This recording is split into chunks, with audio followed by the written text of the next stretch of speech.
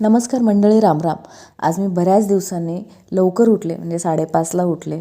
उठून मस्तपैकी गरम पाणी पिते मी रोज.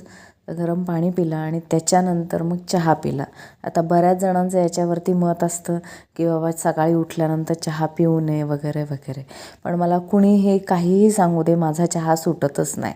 म्हणजे बऱ्याच वेळा मी ट्राय केलं, चहा सोडण्याचा प्रयत्न केला, पण मी 3-4 दिवस सोडते. मग 5व्या दिवशी उलट जास्त क्रेविंग होते चहाचे आणि मग दिवसातून 5-6 वेळा चहा होतो आणि जास्त ते हे होतं. म्हणून मग मी माझ्या हातून तरी या बाबजन्मी चहा सोडणं खूप कठीण काम आहे.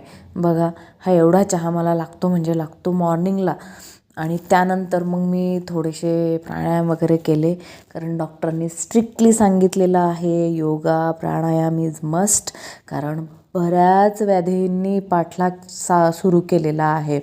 एक तर मायग्रेन आहे, दुसरं म्हणजे हिस्टेरेक्टमी केलेली आहे. सो त्याच्यासाठी तर पाहिजेच पाहिजे.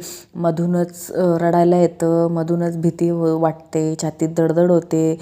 याची मला भीती वाटायची. मग डॉक्टरांचा सल्ला घेतला, तर डॉक्टरांनी सांगितलं की हे सगळं याच्यासाठी होतं आहे की तुम्ही हिस्टेरेक्टमी तुमची झालेली आहे, त्याच्यामुळे हे असं सगळं होतं. तर म्हटलं त्यासाठी तुम्हाला हे करावंच लागेल. आणि मग त्यानंतर मी थोडेसे काही योगासनं पण केली, बऱ्याच दिवसांनी केली, पण तरीसुद्धा फ्लेक्झिबिलिटी बऱ्यापैकी आहे.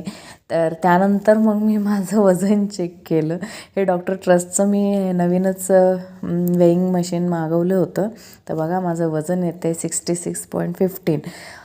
72 kg होतं माझं वजन. ते आता 66पर्यंत आलेलं आहे. ते अप टू 60पर्यंत मला न्यायचं आहे. ते खूप कठीण वाटतं आहे मला. बघू, लेट्स सी होतं आहे का. तर तीच जर्नी मला तुमच्यासोबत शेअर करायची आहे. आणि त्यानंतर मग बाकीची कामं उरकली आणि शाळेसाठी तयार झाले.